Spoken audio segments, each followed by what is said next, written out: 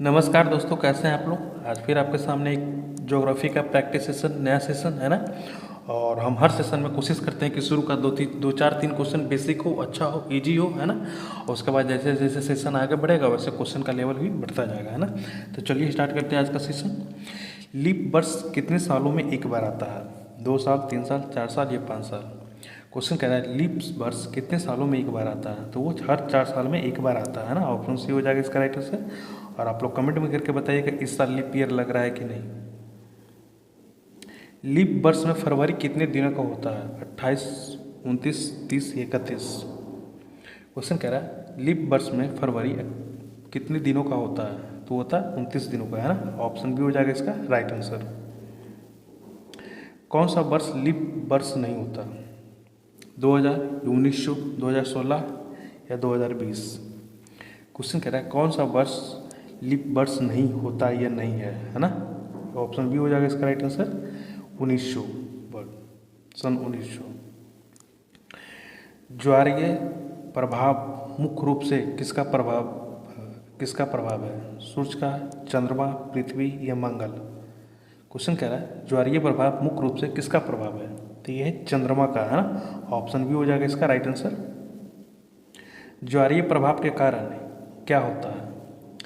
सूर्य का प्रकाश में बदलाव, या समुद्र में ज्वार भाटा, या वर्षा का आना, या दिन रात परिवर्तन होना? क्वेश्चन कह रहा है ज्वारीय प्रभाव के कारण क्या होता है, तो ऑप्शन बी हो जाएगा इसका राइट आंसर, है ना। समुद्र में ज्वार भाटा आना। चंद्रमा की स्थिति ज्वारीय प्रभाव को कैसे प्रभावित करती है? जब चंद्रमा और सूर्य का एक लाइन में होता है तो ज्वार अधिक होता है। जब चंद्रमा पृथ्वी से दूर होता है तो ज्वार अधिक होता है। ज्वार प्रभाव केवल रात में ही होता है, इसका असर कोई नहीं होता है ना। क्वेश्चन कह रहा है चंद्रमा की स्थिति ज्वारीय प्रभाव को कैसा प्रभावित करता है, तो ऑप्शन ए होगा इसका राइट आंसर, है ना। जब चंद्रमा और सूर्य एक लाइन में होते हैं तो ज्वार प्रभाव अधिक होता है ना। ऑप्शन ए होगा इसका राइट आंसर। अक्षांश रेखाएं किस दिशा में चलती है? उत्तर दक्षिण, पूर्व पश्चिम, पूर्व से उत्तर, या दक्षिण से पश्चिम? क्वेश्चन कह रहा है अक्षांश रेखाएं किस दिशा में चलती है? ऑप्शन बी हो जाएगा इसका राइट आंसर, है ना। पूर्व से पश्चिम। भूमध्य रेखा किस अक्षांश पे स्थित है? 0 डिग्री पे, 23.5 डिग्री उत्तर पे, 66.5 डिग्री उत्तर, या 90 डिग्री पे? क्वेश्चन कह रहा है भूमध्य रेखा किस अक्षांश पे स्थित है? ऑप्शन ए होगा इसका राइट आंसर, है ना। 0 डिग्री। देशांतर रेखाएं किस दिशा में चलती है? उत्तर दक्षिण, पूर्व पश्चिम, या केवल भूमध्य रेखा पे, या कोणीय? क्वेश्चन रेखा देशांतर रेखाएं किस दिशा में चलती है? वो हो जाएगा ऑप्शन ए, है ना, उत्तर दक्षिण में। ग्रीनविच रेखा कौन सी रेखा है? अक्षांश 0 डिग्री, देशांतर 0 डिग्री, कर्क रेखा, या मकर रेखा? क्वेश्चन कह रहा है ग्रीनविच रेखाएं कौन सी रेखा है, तो वो है देशांतर 0 डिग्री, है ना। ऑप्शन बी होगा इसका राइट आंसर। भूमध्य रेखा पृथ्वी की किन 2 भागों में बांटती है? पूर्व और पश्चिम, उत्तर और दक्षिण गोलार्ध, चंद्रमा और सूर्य, दिन रात? क्वेश्चन कह रहा है भूमध्य रेखा पृथ्वी को किन 2 भागों में बांटती है? ऑप्शन बी होगा इसका राइट आंसर, उत्तर और दक्षिण गोलार्ध। भूमध्य रेखा पर दिन और रात का समय लगभग कितना होता है? 12 घंटे दिन, 12 घंटे रात, 10 घंटे दिन, 14 घंटे रात, या 14 घंटे दिन, 10 घंटे रात, या 24 घंटे दिन ही होते हैं? क्वेश्चन कह रहा है भूमध्य रेखा पर दिन और रात का समय लगभग कितना होता है, तो ऑप्शन ए होगा इसका राइट आंसर, है ना। 12 घंटा दिन और 12 घंटा रात। कर्क रेखा किस अक्षांश पे स्थित है? 0 डिग्री पे, 23.5 डिग्री उत्तर पे, 23.5 डिग्री दक्षिण, या 66 डिग्री उत्तर? क्वेश्चन कह रहा है कर्क रेखा किस अक्षांश पर स्थित है? हो जाएगा ऑप्शन सी, है ना, 23.5 डिग्री दक्षिण पे। ये दिशा याद रखना है ना। अक्सर ये 23.5 डिग्री मैक्सिमम लोग को याद होता है, और दिशा नहीं याद रखता उनको, है, तो दक्षिण याद रखना है। कर्क रेखा के ऊपर आने पर क्या होता है? उत्तरी गोलार्ध में ग्रीष्म के समय सूर्य सीधा ऊपर होता है। दक्षिण गोलार्ध में सर्दी शुरू होती है, दिन और रात बराबर होते हैं, चंद्रमा दिखता है। क्वेश्चन कह रहा है कर्क रेखा के ऊपर आने पर क्या होता है, तो वो ऑप्शन ए होगा इसका राइट आंसर ना। उत्तरी गोलार्ध में ग्रीष्म के समय, कहने का मतलब गर्मी के समय सूर्य सीधा ऊपर होते हैं, है ना। मकर रेखा किस अक्षांश पर स्थित है? 23.5 डिग्री उत्तर, 23.5 डिग्री दक्षिण, 66.5 डिग्री दक्षिण या 0 डिग्री। क्वेश्चन कह रहा है मकर रेखा किस अक्षांश पर स्थित है? तो ऑप्शन बी होगा इसका राइट आंसर, है ना, 23.5 डिग्री दक्षिण। मकर रेखा पर सूर्य कब तक सीधा ऊपर आता है? ग्रीष्म संक्रांति, शीत संक्रांति, विषुवत या ऋतु परिवर्तन। क्वेश्चन कहता है मकर रेखा पर सूर्य कब सीधा ऊपर होता है? तो वो शीत संक्रांति तक, है ना। अटलांटिक वृत्त किस अक्षांश पर स्थित है? 23.5 डिग्री, सॉरी 66.5 डिग्री उत्तर, 66.5 डिग्री दक्षिण या 23.5 डिग्री उत्तर, 23.5 डिग्री दक्षिण। क्वेश्चन कह रहा है आर्कटिक वृत्त किस अक्षांश पर स्थित है? तो वो है 23.5 डिग्री, सॉरी 23.5 डिग्री बार बार निकल रहा है मुझे, 66.5 डिग्री उत्तर हो जाएगा, है ना। ऑप्शन ए होगा इसका राइट आंसर। आर्कटिक वृत्त के अंदर क्या विशेष घटना होती है? कभी कभी 24 घंटे दिन और रात, हमेशा दिन और रात बराबर होते हैं, कभी सूर्य नहीं दिखता है, ऋतु परिवर्तन नहीं होता है। क्वेश्चन कह रहा है आर्कटिक वृत्त के अंदर क्या विशेष घटना होती है? तो ऑप्शन ए होगा इसका राइट आंसर, है ना। कभी कभी 24 घंटे दिन या रात ही रह जाते हैं, है ना। ऑप्शन ए होगा इसका राइट आंसर। आर्कटिक वृत्त किस अक्षांश पर स्थित है? 66.5 डिग्री दक्षिण, 66.5 डिग्री उत्तर, 23.5 डिग्री दक्षिण या 23.5 डिग्री उत्तर। क्वेश्चन कह रहा है आर्कटिक वृत्त किस अक्षांश पर स्थित है? ये हो जाएगा ऑप्शन ए, है ना, 66.5 डिग्री दक्षिण। आर्कटिक वृत्त के अंदर क्या विशेष घटना होती है? ये क्वेश्चन तो हमें लगता है हम आपको ऊपर जस्ट कर पाएंगे, ना। कभी कभी 24 घंटे दिन ही रात ही होते हैं, सूर्य हमेशा दिखाई देता है, दिन और रात बराबर होते हैं, यहाँ हमेशा अंधेरा रहता है। तो आर्कटिक वृत्त के अंदर जो विशेषता घटनाएं घटती है वो घटती है कभी कभी 24 घंटे दिन या रात ही रह जाते हैं, ना। ऑप्शन ए होगा इसका राइट आंसर। ग्रीनविच रेखा का महत्व क्या है? अक्षांश 0 डिग्री, देशांतर 0 डिग्री या समय गणना करने के आधार रेखा, ग्रीष्म संक्रांति रेखा या मकर रेखा। क्वेश्चन कह रहा है ग्रीनविच रेखा का महत्व क्या है? तो ऑप्शन बी होगा इसका राइट आंसर, है ना। ग्रीनविच 0 डिग्री और समय गणना की आधार रेखा। स्थानीय समय किस आधार पर तय होता है? सूर्य की स्थिति, चंद्रमा की स्थिति, ग्रहों की गति या मौसम। क्वेश्चन कह रहा है स्थानीय समय किस आधार पर तय होता है? ये होता है सूर्य की स्थिति के अनुसार, है ना। ऑप्शन ए होगा इसका राइट आंसर। प्रत्येक देश का स्थानीय समय समान क्यों नहीं होता? अक्षांश अलग होने के कारण, देशांतर अलग होने के कारण, मौसम अलग होने के कारण या सूर्य की गति अलग होने के कारण। क्वेश्चन कह रहा है प्रत्येक देश का स्थानीय समय समान क्यों नहीं होता है? तो वो देशांतर अलग होने के कारण, है ना। ऑप्शन बी होगा इसका राइट होगा, सही।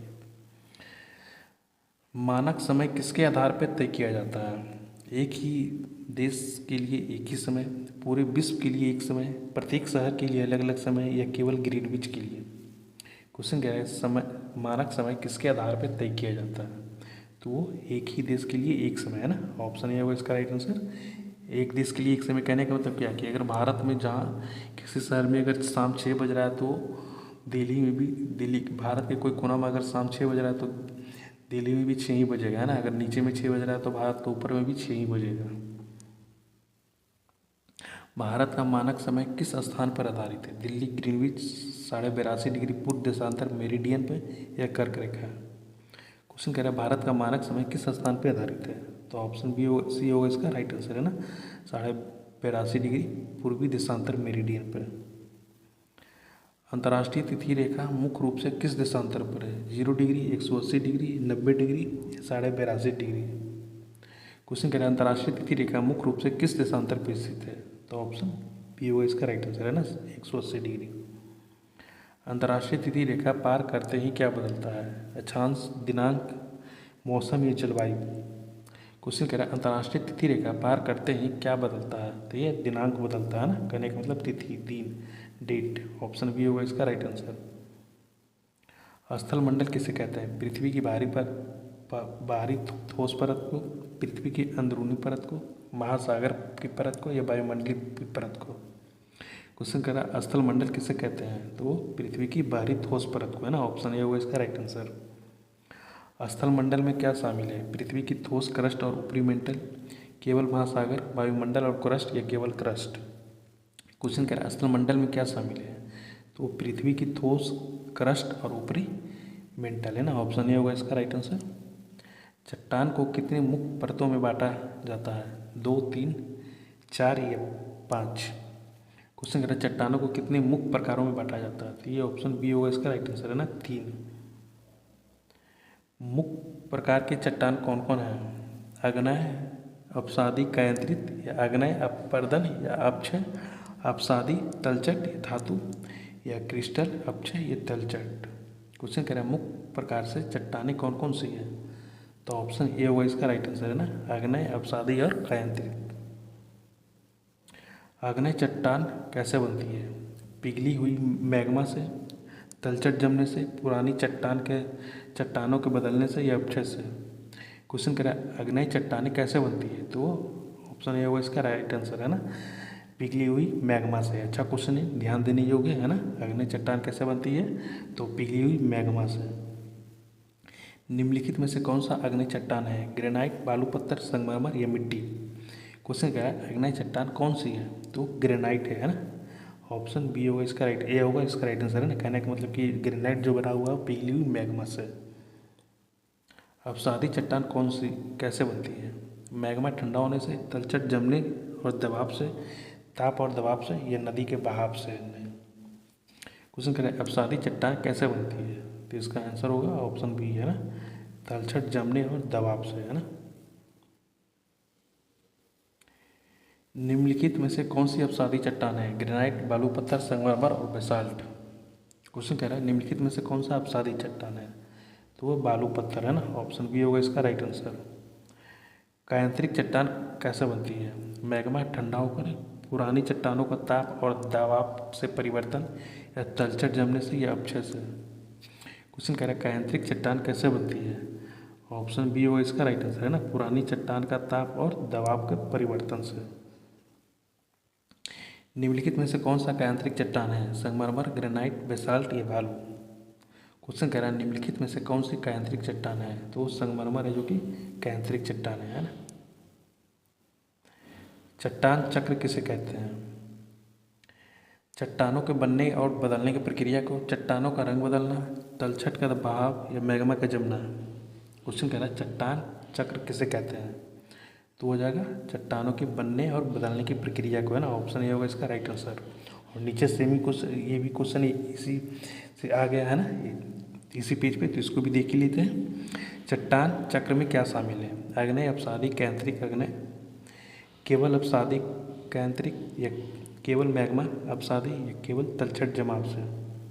क्वेश्चन कहता है चट्टान चक्र में क्या शामिल है, तो ऑप्शन ए होगा इसका राइट आंसर है ना, आग्नेय, अपसादी और कायांतरिक। ऑप्शन ए होगा इसका राइट आंसर। अपक्षय किसे कहते हैं, चट्टान को टूटने और छोटे टुकड़ों में बदलना, तलछट का जमाव, मैग्मा का ठंडा होना या चट्टानों का पिघलना। क्वेश्चन कह रहा है अपक्षय किसे कहते हैं, तो ऑप्शन ए होगा इसका राइट आंसर है ना, चट्टानों को टूटने और छोटे टुकड़ों में बदलना उसे कहते हैं अपक्षय। और आज का सेशन यहीं पे समाप्त हुआ है ना। तो कैसा लगा सेशन आप लोग कमेंट में करके ज़रूर बताइएगा।